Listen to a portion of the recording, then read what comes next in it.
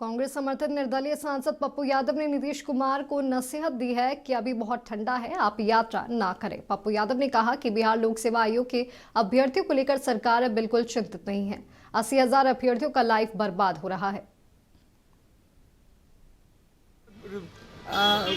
जो रिजल्ट है वो कंप्लीट घोटाला है। ये जो घटना घटा ये तो सब एजुकेशन माफिया का देन है। जितना कोचिंग और बीपीएससी का सांठगांठ है, ये दो सबका सांठगांठ होता है। सब पैसे कमाने के इनकम, सारे कोचिंग माफिया इस तरह की चीजें कर रहा है। ये तो बहुत गलत बात है, ये आप समझिए। देखिए ये अफसर राज है। यहाँ नीतीश राज नहीं है, यहाँ अफसर राज है।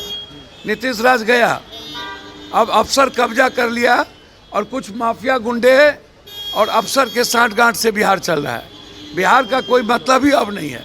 और किसान पर कोई आज से जुल्म है?